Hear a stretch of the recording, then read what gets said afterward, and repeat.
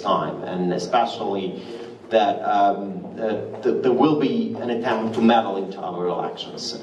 So what's your recommendation how to actually we can safeguard ourselves, if it's possible or not? Because you see, I think when in 2014, when the war started, when Russia attacked Ukraine, we in a way were communicating with our friends in the US and NATO and everybody in the Western Europe and in the US. There was a feeling that, look, you are next door, so that's, you know, obvious that you are suffering from that. And we are so far away, we are in a way immune from this possible attacks. But as we have seen, you're not immune either, right? So this is an issue that we're now sharing. But now we have elections in Ukraine next year.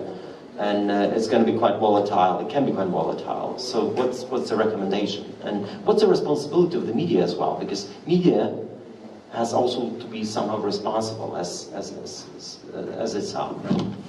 That the question of media role in ensuring the quality of the information and news that it's preparing, it's distributing, has existed for a long time in Ukraine, and before the challenge of disinformation and misinformation really we came to understand what that challenge is, and so one of our key recommendations actually is to focus on journalistic ethics and journalistic standards as one important aspect of addressing this problem.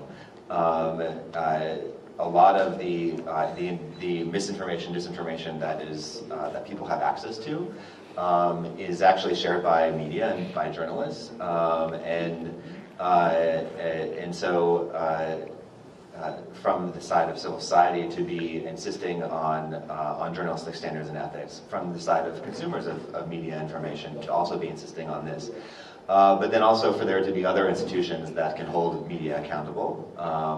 Now there are different ways to do that, but I know that in Ukraine there exist co-regulation bodies which media and civil society and experts play a role in enforcing these standards and ethics. So that's really important during election periods, but not only.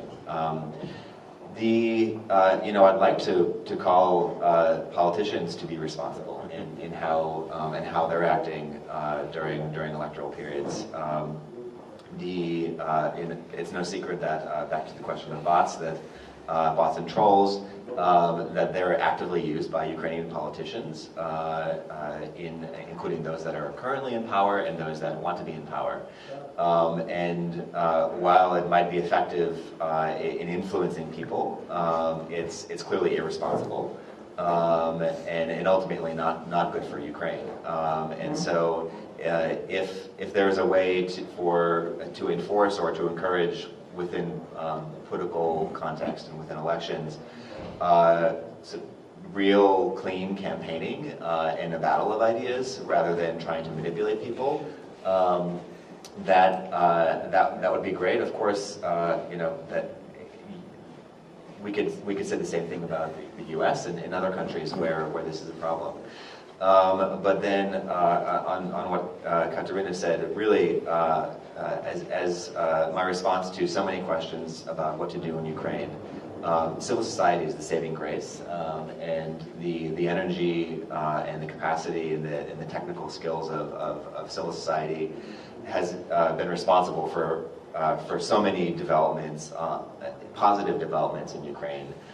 Certainly since the Euromaidan revolution, but also before that, and to be constantly looking for and supporting financially and otherwise civil society's efforts to hold media accountable, hold politicians accountable, and also to be to make elections actual a battle and discussion of ideas and what direction Ukraine is moving in, rather than a battle over who has the most money and can create the best advertisements. Thank you. Я ще хочу попросити Катерину.